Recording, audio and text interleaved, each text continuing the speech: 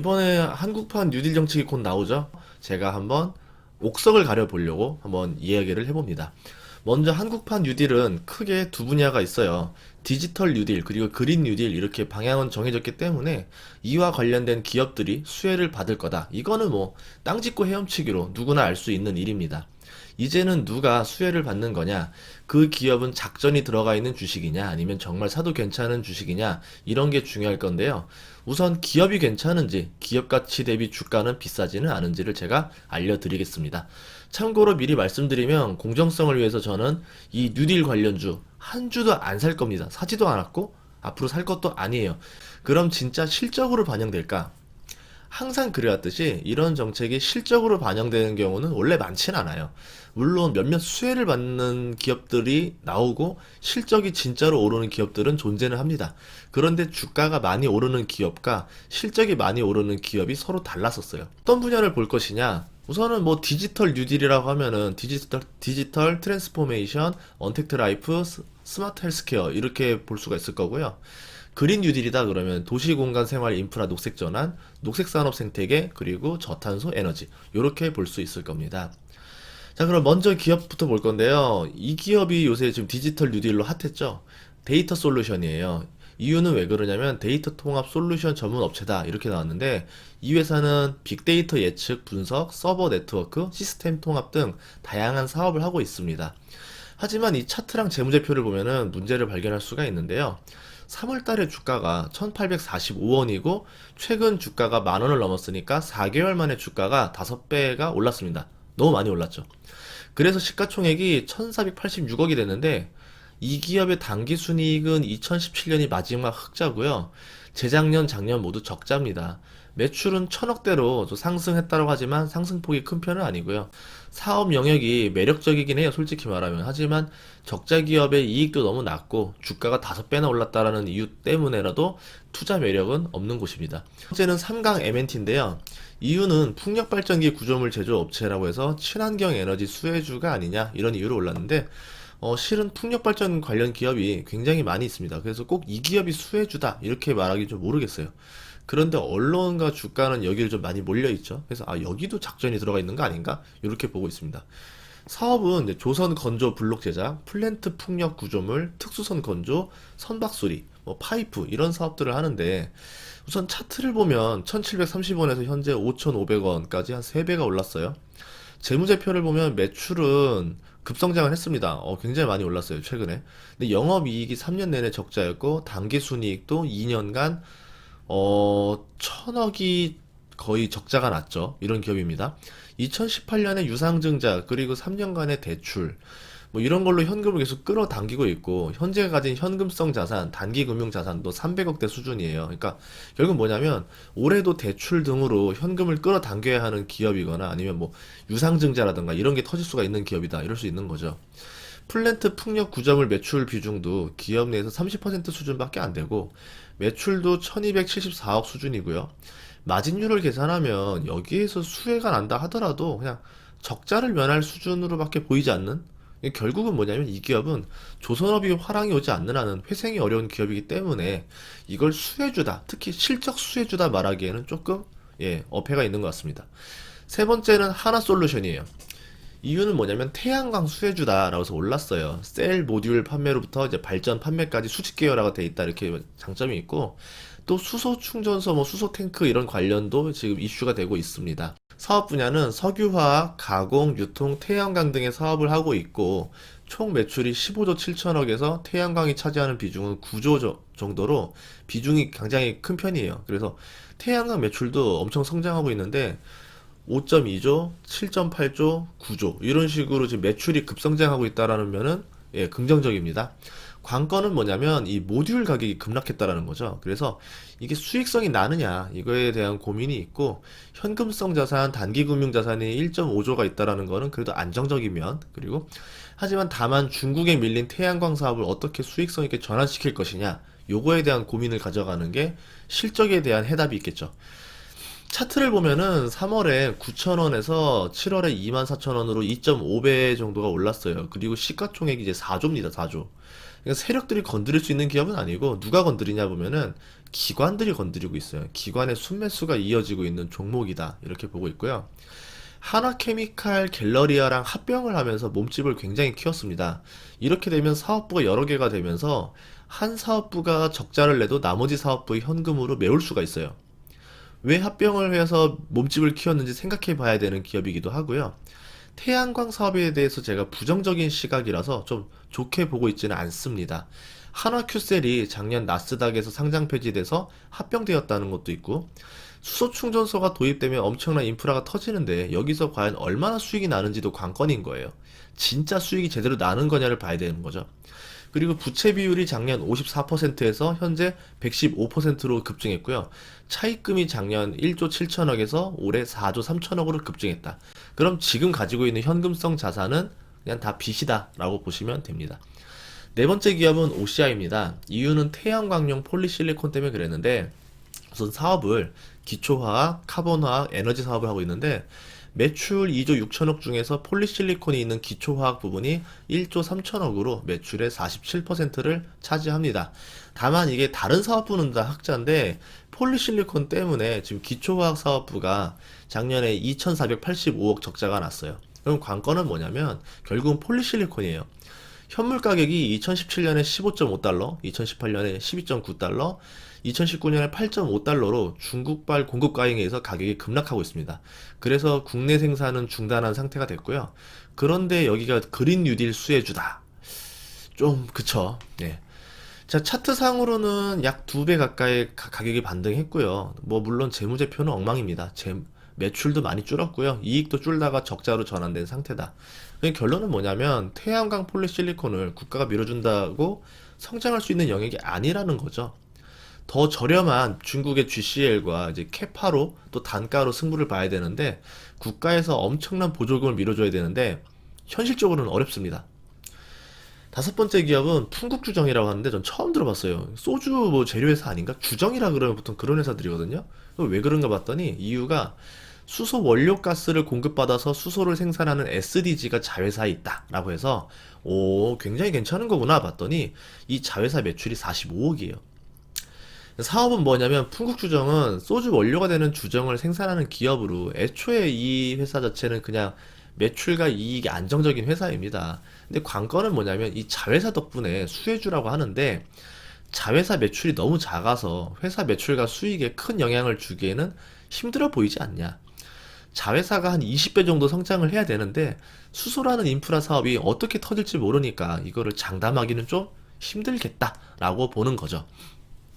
차트로 보면 주가가 4배 가까이 상승을 해버렸습니다. 뭐 과열되었다 이렇게 볼 수도 있을 거고요. 여기도 세력이 들어갔다라고 보여집니다. 연간 순이익이 100억에서 150억인데 수소차가 본격적으로 진행되어야 순이익 증가가 생길 거고 현재 자회사 규모로는 엄청난 순이익을 거두기도 한계가 있고 지금의 주가를 이해시키기도 어렵다라고 볼 수 있는 거죠. 여섯 번째 기업은 EM코리아예요. 이 이유가 뭐냐면 제주도, 대구, 광주, 부안에 수소 충전소를 구축했다라는 이유 때문인데요. 사업은 원래 공작 기계랑 방산, 항공, 발전 설비 이런 거를 하는 회사인데 이제 최근에 수소 에너지 충전소 제조 시공을 하고 있다라고 이제 사업 보고서에 밝히고 있어요. 그래서 제가 알아봤더니 EM코리아가 하는 게 아니에요. EM코리아가 하는 게 아니고 EM코리아의 자회사인 EM솔루션이라는 회사가 있는데 여기서 수소에너지 충전소 사업을 하는 거죠. EM솔루션은 자본 62억, 매출 41억의 중소기업입니다. 그리고 작년에 적자만 62억을 냈어요. 그러니까 이 속도면은 올해 말에 완전 자본 잠식이 벌어진다. 그러니까 한마디로 말하면 이게 과연 매력이 있는 사업이냐라고 의문점을 품기 마련인 거죠. 그럼에도 불구하고 주가는 3배 가까이 올랐고요. 매출은 작년에 큰 하락이 있었고 이익도 3년 내내 적자의 적자폭도 커지고 있습니다. 기본적으로 이런 기업엔 투자하지 않는 게 더 정신에 이로운데 수소 충전소를 가지고 있다라는 매력 덕에 사람들이 지금 약간 너무 테마주에 몰입되어 있는 거 아니냐 이렇게 싶은 거고요. 일곱 번째 기업은 유니슨인데 풍력 발전 때문에 올랐어요. 이제 풍력 발전 사업을 영위한다라고 하고 풍력 발전 시스템, 타워, 건설 등을 하고 있는데요. 주가가 570원에서 2250원으로 올랐다가 잠시 조정 중인 상태인데 이미 벌써 570원이라는 점에서 여러분 느낌이 와야 되는 거예요. 초보자가 좋아하는 주식이에요. 동전주라 그러죠. 동전주. 개미를 꼬드기에 참 좋은 소재를 가지고 있는데, 우선 이런 기업들의 특징이 뭐냐면 적자 기업이어야 돼요. 흑자가 나면 주가가 높으니까 세력들이 장난질을 하기가 좀 힘들어요. 그래서 적자가 나야 되고, 시가총액이 작아야 되고, 주가가 동전 가격이어야 돼요. 이걸 다 가진 주식으로 매출도 작년에 반토막이 났고 적자로 바뀐 기업. 여기에 그린 뉴딜이 뭐 100조를 푼다 이런 말도 있어가지고 뭐 이렇게 주가가 많이 올랐는데, 풍력으로 돈이 얼마나 갈 것이며 이 기업이 되살아날 것이라는 희망을 어디에서 품어야 될 것이냐, 저는 모르겠습니다. 이 기업은 2017년에 잠시 11억 흑자를 냈고요. 5년간 700억 넘게 적자를 낸 기업이에요. 즉 2017년의 흑자가 수상한 흑자라는 거죠. 그래서 제가 조금 더 자세히 봤어요. 봤더니 자본 총계랑 자본금을 봤더니 뭔가 안 맞는 게 하나 나왔다는 거죠.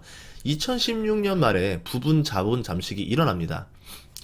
자본금 345억인 기업이 적자로 자본을 까먹어서 290억이 되면서 자본금 일부를 까먹게 된 거죠. 그러면 이때 순이익 적자가 326억이었으니까 이런 상태로 1년만 더 진행됐으면 완전 자본 잠식으로 코스닥에서 상장 폐지가 되는 기업이었습니다. 그래서 2017년에 419억 유상증자를 내버리는데, 유상증자가 잘 되게 하기 위해서 흑자를 낸 거 아니냐, 이런 의심을 가질 수가 있다라는 거죠. 이 기업이 또 수상한 게 뭐냐면 2015년에 240억 유상증자를 했던 기업이에요. 2년 만에 유상증자 또 한 거죠. 거기에도 뭐 전환사채 주식 전환, 영업자산 처분 등으로 간신히 명맥만 유지하고 있는 기업인데 이 기업에 투자를 해야 될 이유가 있을까? 이렇게 볼 수 있습니다. 여덟 번째는 하츠예요.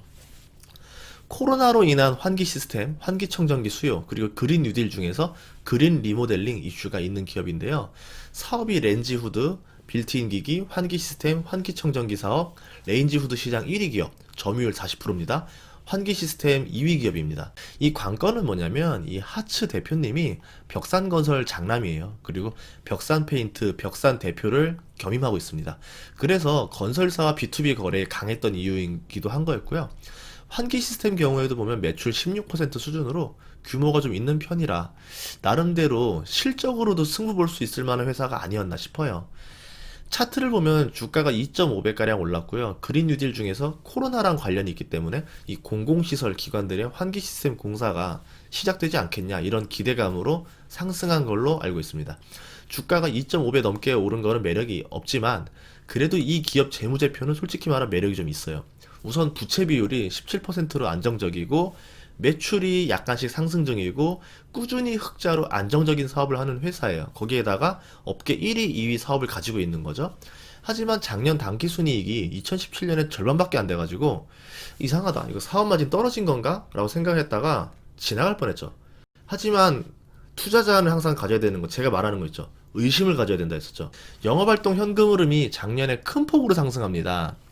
이 내역을 보면은 감가상각비나 이런 것들을 많이 반영시켜서 실제로 이익이 많이 났음에도 당기순이익을 꾹 눌렀죠. 정말 회계 처리를 하다 보니 그럴 수도 있는데 제가 하나의 의심을 더해보는 거예요. 이런 기업들은 지분 구조에 약간 문제가 있을 때가 많아요. 뭐 회장이 경영권이 확실히 가지고 있지 않고 있는 기업이라던가, 아니면은 상속과 연관이 있다던가, 아니면 계열사 간의 지분이 복잡하게 꼬여 있는 경우에 이런 경우가 있는데, 실제로 이 지분 구조를 보면 이 이유 중에 하나에 속하긴 합니다. 이번 그린 뉴딜 테마에만 안 들어갔어도 솔직히 좀 관심을 가지고 있던 기업인데 주가가 올라버려서 조금 아쉽긴 합니다. 자, 이제 나머지 두 개는 이제 진짜 중에 진짜 대장주들인데요. 아홉 번째 기업이 동국 SNC입니다. 그린 뉴딜 대장주라고 이제 볼 수 있겠죠. 풍력 발전기 핵심 품목인 윈드타워를 생산하고 풍력 단지를 건설합니다. 왜 풍력이 대장주인지 이해는 안 가요. 사업은 풍력, 금속 구조재, 건설업, 동국사업 계열사 이렇게 있고요. 관건은 뭐냐면 그린 뉴딜 대장주답게 주가 6배가 올랐다라는 거. 물론 뭐 재료가 소멸되면 이제 그냥 곤해버리는 거죠. 그린 뉴딜이 풍력으로 갈지 수소로 갈지 태양광으로 갈지 알 수가 없기 때문에 리스크가 있다, 이렇게 볼 수 있죠. 뭐 이러든 저러든 간에 차트는 6배가 올랐고요. 대장주들이 확실히 상승세가 시원한데 뭐냐면 이 세력들 중에서 얘네 세력이 더 힘이 세다라는 거죠. 누가 대장인지 옥석이 가려지면서 대장주는 계속 오르는 반면에 나머지들은 소강 국면이 됐잖아요. 즉 돈이 소수의 한두 곳으로 쏠리고 있다, 이렇게 보시면 되는데, 이게 이제 뭐냐면은 테마의 끝물을 알리는 신호입니다. 다만 이제 뭐 기업의 이익이 잘 나오고 있고 올해 1분기 실적이 좀 좋았어요. 그래서 현재 PER이 26배로 버텨주고 있다라는 점은 긍정적으로 볼 수 있는 거고요. 뭐 이러든 저러든 간에 뭐 호재가 터져서 정말 실적이 더 좋아지면 지금의 주가도 적정 주가가 가능해진다. 뭐 이렇게 말할 수 있지만 그래도 저는 안 삽니다. 자, 마지막 대망의 꽃 두산 퓨얼셀. 이유는 뭐냐면 수소 정책으로 발전용 연료전지 시장 규모가 확대될 거로 예상이 된다. 이렇게 말을 하고 있는데 수소가 가장 좀 더 큰 테마가 아닌가 봐요. 두산 연료전지 사업 부분의 인적 분할해서 발전용 연료전지 사업을 하고 있는 회사입니다. 관건은 뭐냐면 S퓨얼셀과 두산 퓨얼셀이 이제 수소 관련 연료전지 사업 기대감으로 인해서 이게 지금 10배 가까이 올랐는데 얘가 이제 뉴딜 대장주 끝판왕이라 볼 수 있죠. 4달 만에 10배가 올랐잖아요. 실적이 순이익 120억이에요. 그래서 흑자 기업입니다. 하지만 문제가 뭐냐면 시가총액이 2조 3천억. 이거를 이해시키려면 지금 이익으로 200년을 벌어와야 합니다. 그러니까 앞으로 수소차가 실현되면은 이제 많은 이익을 벌어줄 거다라고 이제 기대감이 되는데 여기에서 이익이 10배는 상승해야지만 지금의 주가가 성립이 된다라는 거죠. 한마디로 말하면은 안 사야죠. 이건 좀 그렇죠. 차트상으로 봐도 10배가 넘게 올랐고 이거는 과열이잖아요. 과열이고 회사의 사업과 재무가 나쁘지는 않는데 이 단기적인 주가 급등은 항상 우려가 되는 상황이죠. 뭐 물론 시가총액이 2조 3천억이나 되니까 이게 뭐 세력들이 장난쳤다기보다는 뭐 기관이나 이런 게 장난쳤다라 봐야 될 것 같은데 어쨌든 이러든 저러든 간에 10배에 오른 주식을 추격 매수하는 거는 나의 욕심인 거예요. 이게 떨어진다라는 생각은 못하고 오른다는 생각만 가지니까 지금 욕심이 나서 막 추격 매수하고 싶어 하는데 이미 오른 거에 대해서는 좀 버리시는 그런 습관을 가지셔야 됩니다. 오른 거는 좀 버리는 습관, 이미 오른 거는 떠나보내는 습관을 가지는 것도 투자자로서 가져야 되는 덕목이 아니냐. 욕심을 절제할 수 있는 능력도 정말 필요하다라고 말하고 싶고요. 10배 오른 종목을 샀다 쳐봐요. 10분의 1 토막 난다라는 생각도 해보셔야 됩니다. 이런 거에 대한 공포를 가져야 돼요. 사람들이 욕심을 낼 때 나는 거꾸로 공포를 내야 되고요. 의외로 사람들이 공포를 가질 때 저는 욕심을 내는 습관을 가지라고 워렌 버핏이 말을 했습니다. 이거에 대해서 정말 실적이 탄탄하게 받쳐줄지 아닌지는 알 수 없는 일이니까 여러분들이 항상 위험에 대해서 책임을 가지시고 투자에 임하셨으면 좋겠습니다.